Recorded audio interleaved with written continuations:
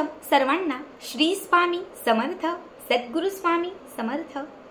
तुम्हा सर्वांचे आपल्या YouTube चॅनलमध्ये मनापासून स्वागत आहे। स्वामींच्या कृपेने नेहमीच तुमच्या आयुष्यात सुख, समाधान आणि आनंद असावा इतकीच मी आपल्या स्वामींच्या चरणी प्रार्थना करते आणि आपल्या आजच्या या नवीन आणि सुंदर व्हिडिओला पुन्हा एकदा नव्याने सुरुवात करते।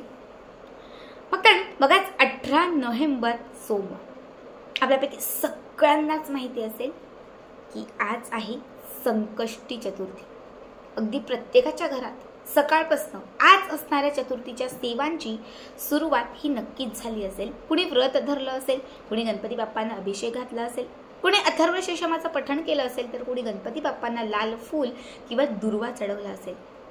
बघा, आजचा दिवस हा गणपती बाप्पांसाठी समर्पित आहे। संकष्टी जिच्या नावातच सगळं काही आहे, संकटांचा नाश करणारी, विघ्नांना पळवून लावणारी, दुःख दारिद्र्य नष्ट करणारी आणि प्रत्येकाच्या आयुष्यात सुख समृद्धी आणणारी। जो भक्त संकष्टी चतुर्थीचं व्रत करतो त्याला रिद्धी सिद्धी आणि बुद्धी प्राप्त होते, त्याच्या आयुष्यातील प्रत्येक संकटांचा नाश होतो। गणपती बाप्पा हे संकटहर्ते आहेत, गणपती बाप्पा हे दुःख हरते आहेत। म्हणजे दुःखांचा संकटांचा नाश करतात आणि ते जीवनामध्ये सुख आणतात, म्हणून त्यांना आपण सुखकर्ता असं म्हणतो। सुखकर्ता दुःख हरता, सुख आणणारे आणि दुःख हरण करणारे। बघा, संकष्टीचा दिवस हा गणपती बाप्पांची सेवा करण्यासाठी, गणपती बाप्पांना प्रसन्न करण्यासाठी हा दिवस अत्यंत प्रभावी आणि सर्वात महत्त्वाचा मानला जातो।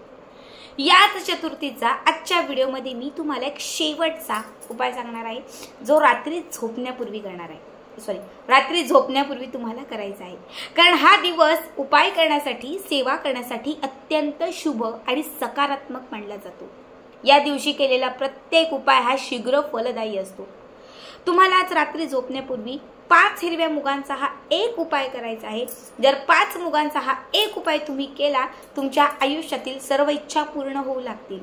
तुम्हाला लागलेले दोष जे आहेत हे दूर होत जातील, तुमच्या मनातील इच्छा पूर्ण होत जातील आणि तुमच्या जीवनामध्ये सकारात्मकता येऊन तुम्हाला सुख, समृद्धी, ऐश्वर्य, रिद्धी सिद्धी, बुद्धी सगळं काही प्राप्त होईल।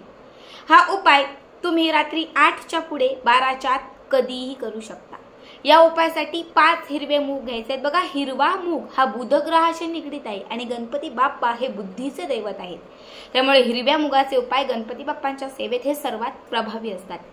5 हिरव्या मुगाचे दाणे आणि एका ग्लासमध्ये किंवा एखाद्या तांब्यामध्ये, तांब्याचा तांब्या किंवा छोटासा लोटा असेल तांब्याचा, नसेल तर स्टीलचा घेतला तरीही चालेल, यामध्ये तुम्हाला शुद्ध पिण्यायोग्य असणारं पाणी घ्यायचंय।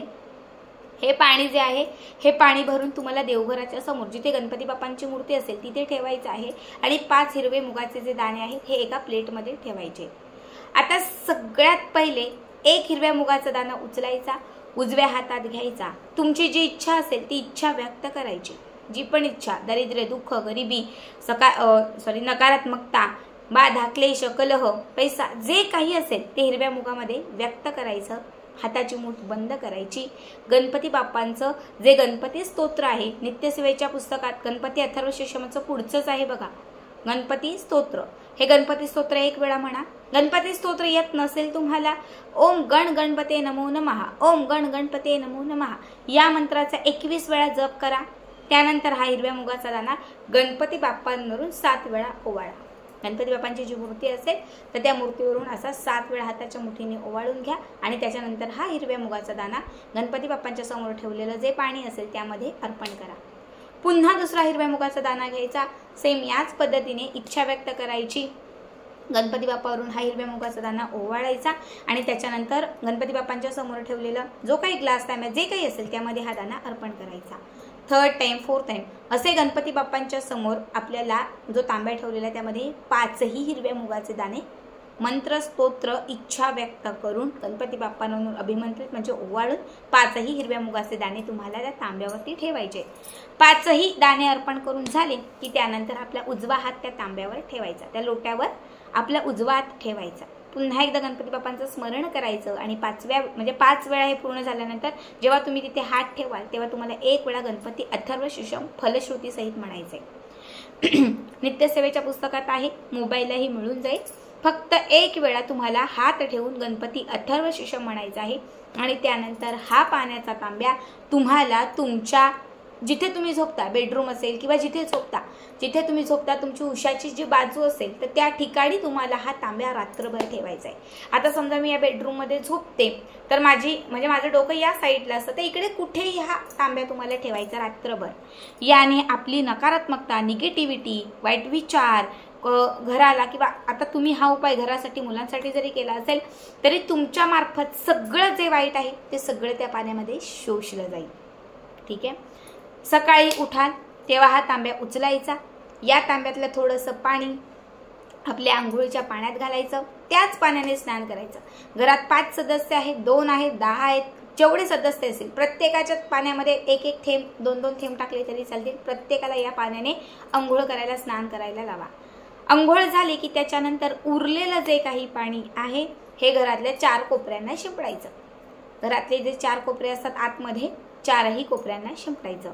त्यानंतर जे पाणी शिल्लक राहील त्यातलं थोडंसं पाणी ग्रहण करायचं, प्यायचं. तुम्ही तुमच्या घरातल्या सगळ्या सदस्यांना थोडं थोडं पाणी प्यायला दिलं तरीही चालेल. त्यामुळे लक्षात ठेवा, रात्री जेव्हा झोपाल तेव्हा त्या पाण्यावरती काहीतरी झाकण ठेवा किंवा एखादं कापड, लाल रंगाचं कापड ठेवा किंवा एखादं झाकण, प्लेट वगैरे ठेवली तरीही चालेल, म्हणजे ते पाणी व्यवस्थित राहील. ठीक आहे. हे पाणी ग्रहण केल्यानंतर जे हिरवे मुगाचे दाणे शिल्लक राहतील, बुडाला जे हिरव्या मुगाचे दाणे शिल्लक राहतील, हे 5 हिरव्या मुगाचे दाणे आणि त्याच्यासोबत तुम्हाला घ्यायचे आहे उखडलेली 1 मूठभर चणा डाळ. 1 मूठभर चणा डाळ तुम्हाला भिजत टाकायची थोडा वेळ, ती उखडून घ्यायची आहे आणि त्या चणा डाळीसोबत हे 5 हिरव्या मुगाचे दाणे मिक्स करायचे आहेत आणि या दोन्ही गोष्टी घेऊन गोशाळेत जायचे. गाय माता, जिथे कुठे गोमाता असेल, गाय माता असेल, तिथे तुम्हाला या वस्तू घेऊन जायच्या आहेत आणि तिथे गेल्यानंतर गोमातेला तुम्हाला या वस्तू खाऊ घालायच्या आहेत. ठीक आहे. गोमाता जेव्हा ह्या वस्तू खाऊ घालील तेव्हा तुमची इच्छा पुन्हा एकदा तिला सांगायची आहे, गणपती बाप्पांचं स्मरण करायचं आहे आणि त्यानंतर घरी यायचं आहे.